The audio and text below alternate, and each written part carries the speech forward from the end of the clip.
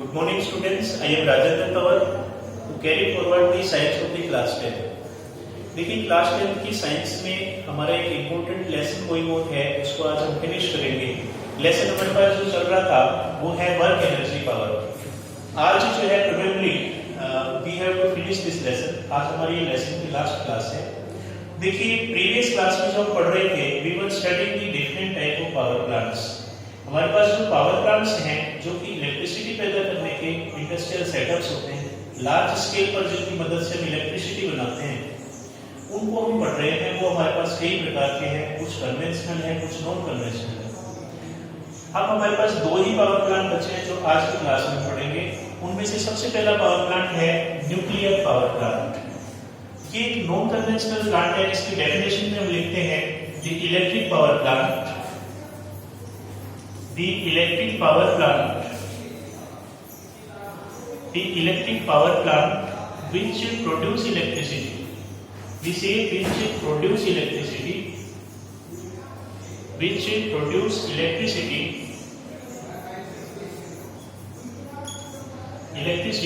from the nuclear energy of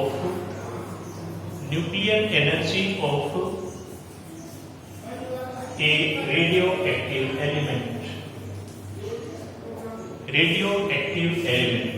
देखिए ये इसकी डेफिनेशन में लिखा है, radioactive element is called nuclear power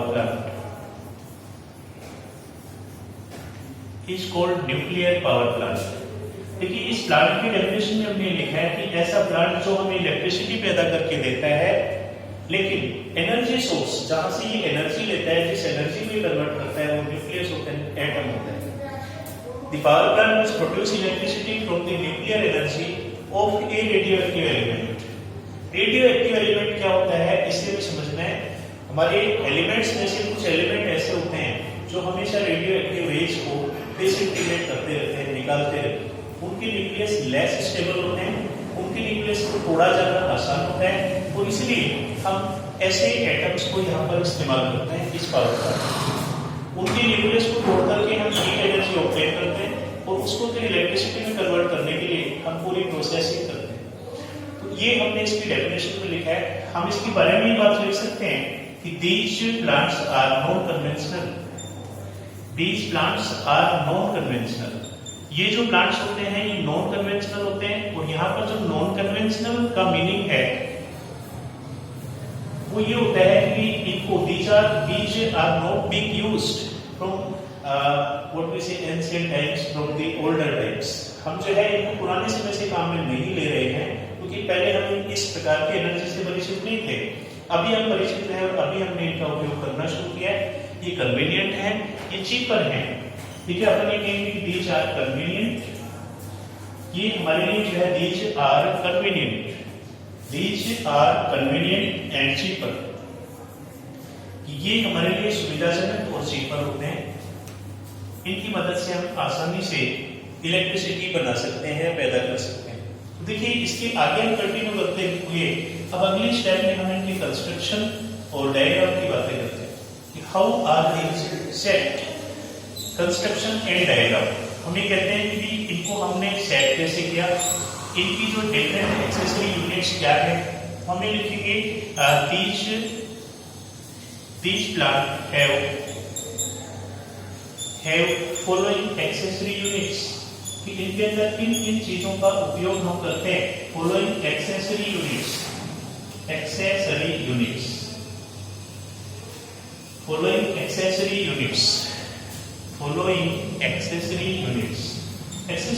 का मतलब ये होता है किसी एक बड़ी चीज को बनाने में जिन जिन चीजों का उपयोग किया जाता है वो सारी चीजें उसकी एक्सेसरी यूनिट कहलाती हैं। तो इसमें कौन सी एक्सेसरी यूनिट है, वन बाय वन करके हम इसको लिखना शुरू करेंगे। क्योंकि सबसे पहले एक्सेसरी यूनिट इसमें होती है, एक विशेष प्रकार का चैम्बर होता है, उस चैम्बर को हम कहते हैं न्यूक्लियर रिएक्टर, और उस न्यूक्लियर रिएक्टर के अंदर हम किसी रेडियोएक्टिव एलिमेंट के न्यूक्लियस को ब्रेक करते हैं। तो हम यहाँ पर ये कहेंगे कि पहली एक्सेसरी यूनिट हमारे पास होती है nuclear reactor and radioactive element, कि हमारे पास एक रेडियोएक्टिव एलिमेंट होता है और एक न्यूक्लियर एक विशेष प्रकार का चैम्बर होता है जिस चैम्बर में हम इसको ब्रेक करते हैं। उसके बाद सेकंड नंबर पर हम ये कहते हैं कि हमारे पास इस प्लांट में वाटर की भी आवश्यकता होगी, तो इसलिए वाटर की स्टोरेज के लिए भी हमें पुख्ता व्यवस्थाएं करते हुए वाटर प्लांट एस्टेब्लिश करना पड़ेगा। ठीक है। उसके बाद थर्ड केस में ये कहते हैं कि now we need a boiler, हमें कहते हैं कि we need a boiler and steam plant. Boiler and steam plant की हमें आवश्यकता होती है कि हम जो है ये हीट हमें जो मिलती है न्यूक्लियर एनर्जी से, उससे के उपयोग से हम वाटर को बॉयलर में गर्म करके स्टीम बनाते हैं, और स्टीम जब बन जाती है तो उसके बाद हम इसको स्टीम टरबाइन पर सप्लाई करते हैं। तो इसलिए चौथी एक्सेसरी इसकी स्टीम टरबाइन और पांचवी एक्सेसरी हमारे पास इलेक्ट्रिक जनरेटर। ये सारी इसकी एक्सेसरी यूनिट्स होती हैं जिनके उपयोग से हम इससे ऊर्जा ला पाते हैं। ये न्यूक्लियर पावर प्लांट की एक्सेसरी यूनिट्स हमने जो है यहाँ पर राइट डाउन की हैं। इनकी वर्किंग जो है हम आगे लिखेंगे, लेकिन उससे पहले हम डायग्राम्स की बातें करते हैं। डायग्राम्स में सबसे पहले इसका ब्लॉक डायग्राम बनाते हैं। ब्लॉक डायग्राम जो है हमें इस पावर प्लांट की फंक्शनिंग को ब्रीफली इंट्रोड्यूस करता है कि इसमें कौन कौन सी एक्सेसरी यूनिट्स होती हैं। देखिए, सबसे पहले तो हम ये कहते हैं कि न्यूक्लियर रिएक्टर। न्यूक्लियर रिएक्टर जो होता है उससे हमें हीट एनर्जी मिलती है। रेडियो एक्टिव एलिमेंट को ब्रेक किया, हमें हीट एनर्जी मिली, उस हीट एनर्जी को हम बॉयलर में लेते हैं। ठीक है। हमें कहते हैं कि वाटर बॉयलर में जो है हम ले जा करके उस हीट एनर्जी को, ठीक है, वाटर को गर्म करते हैं, और उससे जो है हमें स्टीम मिलती है। उस स्टीम को हम जो है स्टीम प्लांट में स्टोर करते हैं, और स्टीम प्लांट से फिर जो है इसको हाई प्रेशर पर हम स्टीम टरबाइन पर भेजते हैं, और इससे जो है स्टीम टरबाइन चल पड़ता है, और स्टीम टरबाइन चलने से जनरेटर चलता है, और जनरेटर चलने से इलेक्ट्रिसिटी पैदा हो जाती है। This is the functioning of this.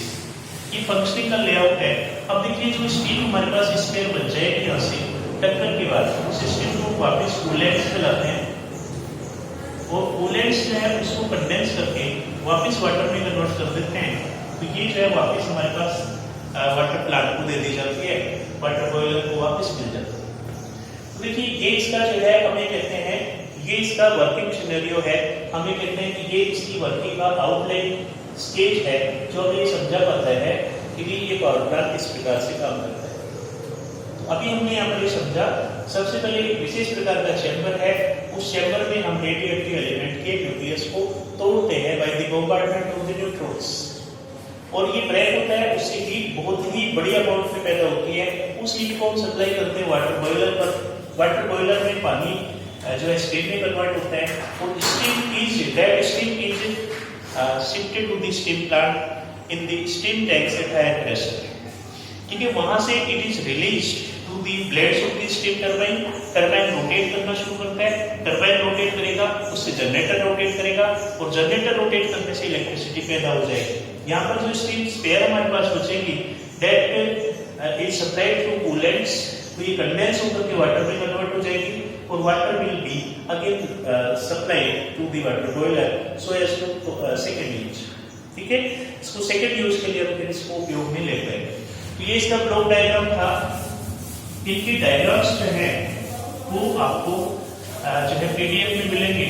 आप पीडीएफ में जो है इनका मेन स्ट्रक्चरल जो बॉडी है उसको आप देख सकते हैं।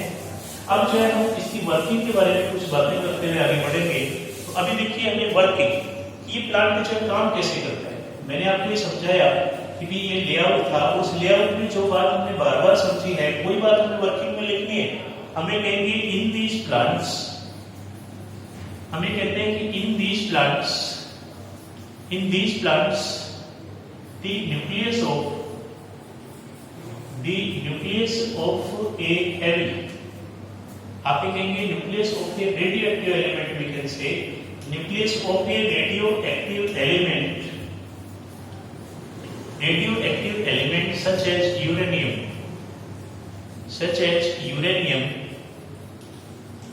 is broken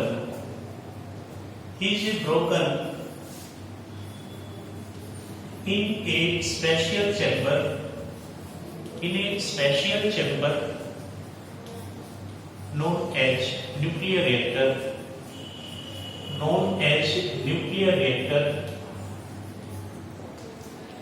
reactor by bombardment of neutrons. Neutrons की इसके न्यूक्लियस पर टक्कर करवा करके हम जो इस न्यूक्लियस को तोड़ देते हैं, और न्यूक्लियस को जब तोड़ देते हैं तो large amount of heat is released. ठीक है, आगे हम लिखेंगे the large amount of heat produced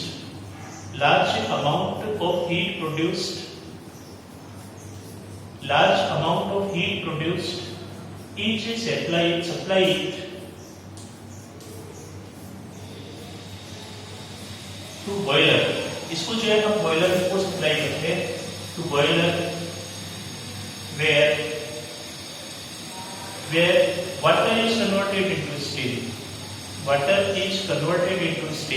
कि जहां पर वाटर जो है स्टीम में कन्वर्ट हो जाता है into steam। Water is converted into steam। Steam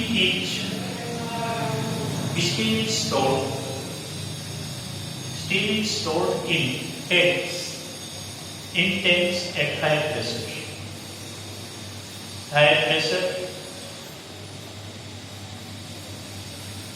and then is supplied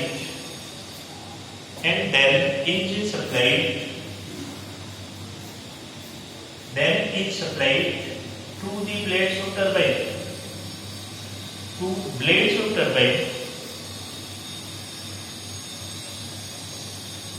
It rotates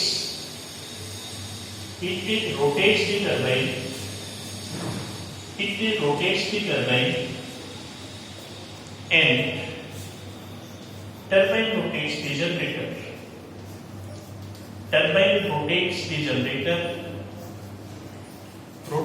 generator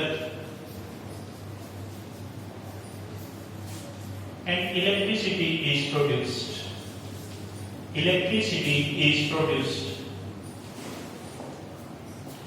This was the complete functioning of the। इसको बार बार हमने इसको समझा है।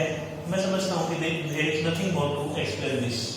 तो this way हमने देखा कि ये न्यूक्लियर पावर प्लांट की पूरी फंक्शनिंग होती है। This we have finished our nuclear power plant. अब देखिए इसकी न्यूक्लियर पावर प्लांट से संबंधित कुछ विशेष टर्म हैं, उन टर्म्स को जो है हमें समझना आवश्यक है। जैसे कि न्यूक्लियर पावर प्लांट्स में न्यूक्लियर रिएक्टर क्या होता है, हम ये कहते हैं कि विशेष प्रकार का चैम्बर होता है। इन सभी की डेफिनेशंस आपको पीडीएफ में मिल जाएंगी। न्यूक्लियर रिएक्टर एक विशेष प्रकार का चैम्बर होता है जो थिकर वाल से बना होता है, कॉन्क्रीट वाल से बना होता है।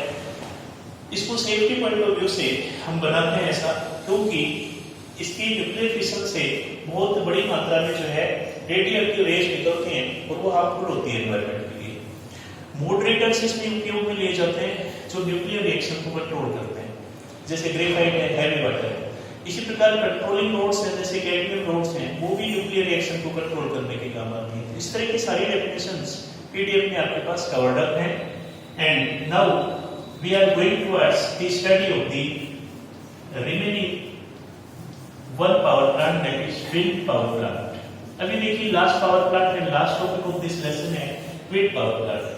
विंड पावर प्लांट में क्या कहते हैं, the electric power plant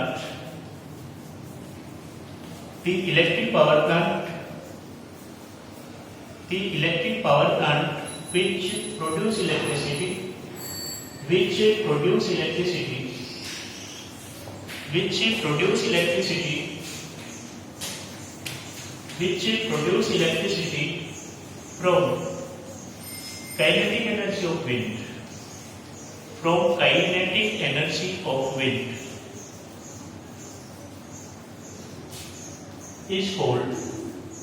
kinetic energy of wind, is called wind power plant। क्योंकि विंड पावर प्लांट ऐसा प्लांट होता है जो हवा की काइनेटिक एनर्जी का उपयोग करके हमें इलेक्ट्रिसिटी बना करके देता है। तो इसलिए हम कहते हैं कि ये भी नॉन कन्वेंशनल प्लांट है, पहले यूज में नहीं आता था। These are non-conventional and small scale plants। And small scale का मतलब है इससे बड़े पैमाने पर हम इलेक्ट्रिसिटी पैदा नहीं कर सकते हैं। Small scale plants small amount में इलेक्ट्रिसिटी इनकी मदद से पैदा कर पाते हैं। अब देखिए इसके बाद आगे हम जो है लिखेंगे कंस्ट्रक्शन एंड डायग्राम। तो कंस्ट्रक्शन एंड डायग्राम में हम लिखते हैं कि these plants construction and diagram, construction and diagram. तो हमें लिखते हैं कि these plants have following accessory units, these plants have following accessory units, following accessory units. इनमें जो है फॉलोइंग एक्सेसरी यूनिट्स होती हैं और ये बहुत ही छोटी किस्म के प्लांट हैं जिनसे हम एक स्मॉल स्केल पर इलेक्ट्रिसिटी पैदा कर सकते हैं। देखिए इसमें एक्सेसरी यूनिट भी कम है। इसमें एक्सेसरी यूनिट पहले नंबर पर होती है कि हमें एक रोटर विद ब्लेड चाहिए, एक रोटर चाहिए जिसके ऊपर बड़ी बड़ी ब्लेड्स होती हैं और वो हवा में हम सेट कर देते हैं, वो घूमता है और वो रोटर शाफ्ट को घुमाता है। इसके बाद जो है रोटर शाफ्ट होती है, रोटर शाफ्ट इसकी मदद से घूमती है। उसके बाद देखिए इसमें एक फिर आप तीसरे नंबर पर भले ही जनरेटर भी डाल सकते हैं। फिर लास्ट में इलेक्ट्रिक जनरेटर होता है। इस इलेक्ट्रिक जनरेटर को एक शाफ्ट को घुमाती है और इससे इलेक्ट्रिसिटी पैदा होती है। आप कोई डायग्राम जब देखेंगे पीडीएफ से तो आपको ये बात बिल्कुल स्पष्ट समझ में आएगी कि बड़ा सा पंखा हमारे ऊपर लगा हुआ है, वो पंखा घूमता है हवा के कारण, वो शाफ्ट को घुमाता है, वो जनरेटर को घुमाता है। इस पूरी डिवाइस को कंट्रोल करने के लिए इसमें दो सिस्टम होते हैं जिनको गियर सिस्टम और एक को कहते हैं कंट्रोल सिस्टम। तो ये जो है इसकी फंक्शनिंग को कंट्रोल करने के लिए कंट्रोल सिस्टम। देखो ब्लॉक डायग्राम से ये चीज स्पष्ट हो जाएगी थोड़ी सी। ये ब्लॉक डायग्राम देखिए इसका क्या है कि ब्लॉक डायग्राम में इसमें सबसे पहली यूनिट कि एक हाइट पर हम एक बड़ा सा पंखा सेट करते हैं, उसको हम कहते हैं पहले बॉक्स में कि rotor with blades, rotor with blades. Rotor की ब्लेड हवा में सेट करी हुई है, हवा जब चलेगी तो वो रोटर चलेगा, रोटर चलेगा तो रोटर शाफ्ट उससे जुड़ी हुई है और रोटर शाफ्ट चल पड़ेगी। रोटर शाफ्ट जब घूमेगी तो उससे क्या होगा, जनरेटर इससे कनेक्टेड है और जनरेटर घूमने लग जाएगा, इलेक्ट्रिक जनरेटर। तो रोटर शाफ्ट की मदद से जनरेटर चल पड़ेगा, इलेक्ट्रिसिटी पैदा हो जाएगी। लेकिन इसको कंट्रोल करने के लिए हमारे पास दो सिस्टम होते हैं। एक सिस्टम होता है जिसको हम कहते हैं गियर बॉक्स या गियर सिस्टम। ये गियर सिस्टम किस चीज में मदद करता है कि कई बार ऐसा होता है कि हवा हमेशा एक जैसी स्पीड से नहीं चलती है, हवा की स्पीड बदलती होती है और हवा की स्पीड बदलेगी तो जनरेटर की स्पीड भी बदल जाएगी। इससे जो इलेक्ट्रिसिटी पैदा होगी वो कभी कम और कभी ज्यादा ऐसी पैदा होगी। तो ऐसी स्थिति से बचने के लिए हम क्या करते हैं, यहाँ पर एक गियर सिस्टम रखते हैं।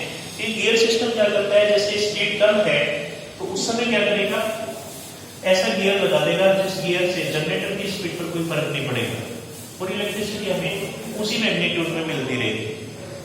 और जब हवा तेज हो जाएगी तो ये ऐसा गियर लगाएगा कि उससे जो है ना भी जनरेटर की स्पीड पर कोई फर्क नहीं पड़ेगा। एक साधारण सी बात है, इस तरह से सिस्टम काम करता है। कंट्रोल सिस्टम जो है हर सिचुएशन पर एनीमोमीटर एक इसमें एपरेटस और होता है जो हवा की स्पीड और हवा की डायरेक्शन को जांचता रहता है। तो उसको जज करके कंट्रोल सिस्टम उसी के अकॉर्डिंग सभी जो एक्टिविटीज हैं उनको कंट्रोल करता है और इस प्रकार से हमें इलेक्ट्रिसिटी बराबर मिलती रहती है। डायग्राम आप इसका जो बने गए हैं कि जो स्ट्रक्चरल बॉडी है उसको आप देख सकते हैं पीडीएफ से। उसके बाद देखिए आपके पास वर्किंग आती है। तो वर्किंग में वो ही बहुत थोड़ी सी लाइनें हमें लिखनी है कि in this power plant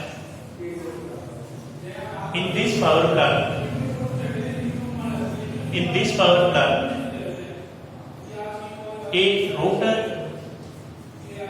is set at a height, एक रोटर को at a height पर जो सेट किया जाता है,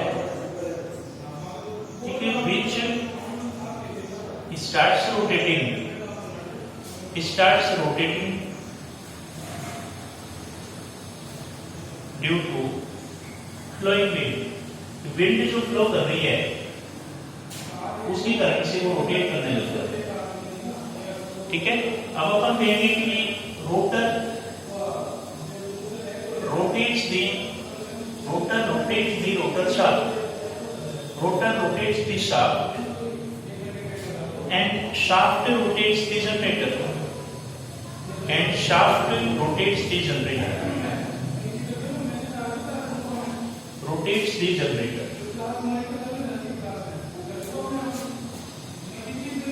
And generator produces the electricity. ये लास्ट में हम लिख देते हैं कि जनरेटर प्रोड्यूस इलेक्ट्रिसिटी। जनरेटर जो है इलेक्ट्रिसिटी प्रोड्यूस करता है। अब हम ये कहते हैं gear system and control system.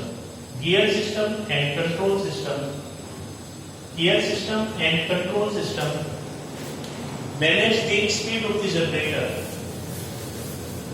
Gear system and control system manage the speed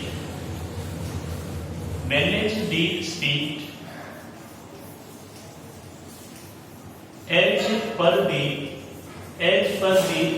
condition of anemometer. इस प्रकार से देखिए हमारा ये पावर प्लांट खत्म हो गया। इसी के साथ हमारा ये लेसन खत्म हो गया। We have finished this work energy power lesson. In next class we shall be talking of some new lesson. So dear students, thank you lot for your cooperation.